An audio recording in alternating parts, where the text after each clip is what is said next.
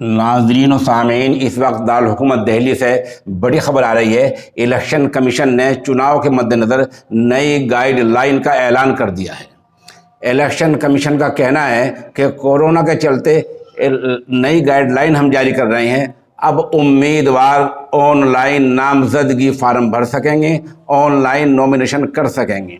इस फार्म की एक प्रिंट कॉपी इलेक्शन कमीशन के अधिकारी अफसर को भी देनी होगी। हर बूथ पर अब 1500 लोग नहीं जा पाएंगे, सिर्फ 1000 वोटर ही जा पाएंगे। किसी भी बूथ में प्रवेश करने से पहले, दाखिल होने से पहले सभी की थर्मल स्कैनिंग होगी। चुनाव के लिए इस्तेमाल होने वाले किसी भी कमरे, हॉल या किसी भी सहन के गेट पर थर्मल स्कैनर, साबुन और पानी रखना ज़रूरी होगा। हर शख्स की स्कैनिंग की जाएगी। इलेक्शन कमीशन ने आगे कहा, ईवीएम वीवीपीएटी को संभालने वाले हर अफसर को दस्ताने दस्तयाब कराए जाएंगे, फराहम कराए जाएंगे। नामजदगी फार्म ऑनलाइन फराहम किए जाएंगे।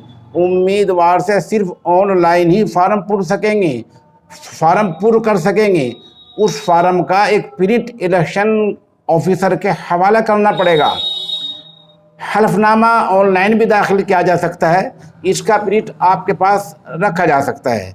उम्मीदवार ज़मानत की जो रकम होती है, जो भी 5000 10,000 वहाँ ज़मानत की रकम देनी होती है उम्मीदवार को, वो रकम ऑनलाइन भी जमा करा सकेंगे और कैश देने का ऑप्शन भी दस्तयाब होगा। कागजात नामजदगी जमा कराने के वक्त 2 से ज़्यादा अफराद उम्मीदवार के साथ नहीं जा पाएंगे। उन्हें 2 से ज़्यादा गाड़ियां ले जाने की भी इजाज़त नहीं होगी। तो बहरहाल इलेक्शन कमीशन ने ये चुनाव के मद्देनज़र, क्योंकि आगे आपको पता है कि बिहार में चुनाव होने वाले हैं, उसके बाद कई रियासतों में चुनाव होने वाले हैं। कोरोना यानी वबाई मर्ज़ अगर ख़त्म नहीं होता है तो इलेक्शन कमीशन की नई गाइडलाइन पर अमल करना होगा। और इस नई गाइडलाइन में ये पहली बार हुआ है कि ऑनलाइन नॉमिनेशन किया जा सकेगा।